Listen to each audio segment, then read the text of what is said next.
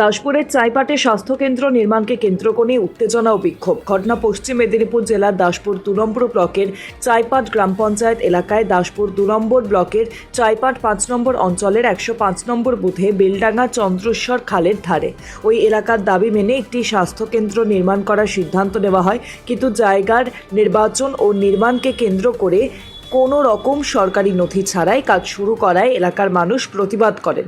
নির্মাণ স্থলে না আছে কোনো বোর্ড, না আছে কোনো নির্মাণকর্তার উপযুক্ত নথি, আর কাজ শুরু করতেই চাইপাট অঞ্চল এলাকার কিছু মানুষ জমায়েত করে প্রতিবাদ ও বিক্ষোভ দেখান। যে কন্ট্রাক্টর কাজ পেয়েছেন তার উপযুক্ত কোনো ডকুমেন্টস না থাকায় কাজ বন্ধ করে স্থানীয় বাসিন্দারা।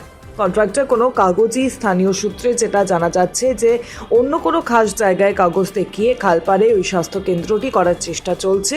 কন্ট্রাক্টরের কাছ থেকে জানা যায় প্রজেক্টটি প্রায় 63 লক্ষ টাকার। বর্তমানে কাজ বন্ধ রয়েছে। সমস্ত দল মিলে হবে। বাধা দিলেন এখানে, এইখানে কি কাজ হচ্ছে আমরা এখনো পর্যন্ত ডিটেলস জানতে পারিনি, কিন্তু বিভিন্ন সূত্র, অসমর্থিত সূত্র থেকে আমরা জানতে পারছি এখানে একটা হেলথ সেন্টার হবে বলে বলছে, এবং তার জন্য সমস্ত স্বাস্থ্য ভবনের প্রজেক্ট, সেই জন্য এখানে সব তোড়জোড় হচ্ছে। তো এই ব্যাপারটা জনগণ যখন আমাদেরকে প্রশ্ন করছে, তাদেরকে সঠিক উত্তর দিতে না পারার জন্য এলাকার প্রাক্তন পঞ্চায়েত সমিতির সভাপতি এবং বর্তমান জেলা পরিষদের মেম্বার প্রতিমা দলুইকে আমরা ফোন করি। ফোন করতে উনি জানালেন যে এখানে একটা জেলা পরিষদ থেকে উপস্বাস্থ্য কেন্দ্র করার কথা হয়েছে। সেই উপস্বাস্থ্য কেন্দ্রে আমার এখানে বেলডাঙ্গা 1, 2, ডিয়াল 1, 2 এবং নহলা এই 5টি বুথের পাবলিক যাতে উপকৃত হয় সেই জন্য এটা হচ্ছে। তো আমাদের প্রশ্ন ছিল যে যদি হচ্ছে তাহলে এখানে বোর্ড নেই কেন, তাহলে পাবলিক জানবে কি করে, তোমাকে কি ফোন করে জানবে বা কিভাবে জানবে? তখন উনি বললেন যে আমরা এই জায়গাটা নিয়ে বিকল্প চিন্তাভাবনা করছি। আমরা বললাম কীরকম না, উনি বললেন যে একটা জায়গায় আমাদের জিও ট্যাগ আছে আর একটা দাগ নাম্বার দেখানো আছে। আমি বলি তাহলে সরকারি জায়গায় কিভাবে হয়? এখানে জিও ট্যাগ করলেন এক জায়গায় আর দাগ নাম্বার দেখালেন এক জায়গায়, না সেখানে জায়গা সংকুলন নেই। তখন আমরা বললাম যে তাহলে বিকল্প জায়গা খোঁজার জন্য এলাকার জনগণকে নিয়ে বসা হোক।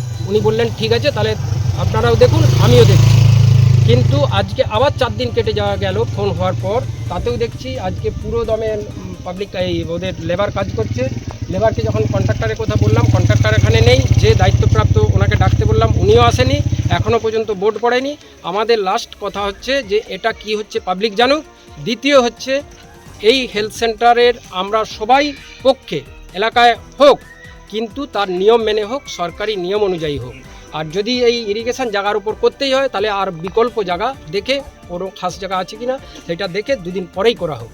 মানে এই এলাকার গ্রামের মানুষও পর্যন্ত জানে না যে এখানে কি হচ্ছে। না, সহমতের ভিত্তিতে হোক, এটা আমরা চাই, যে একতরফা যাতে না হয়।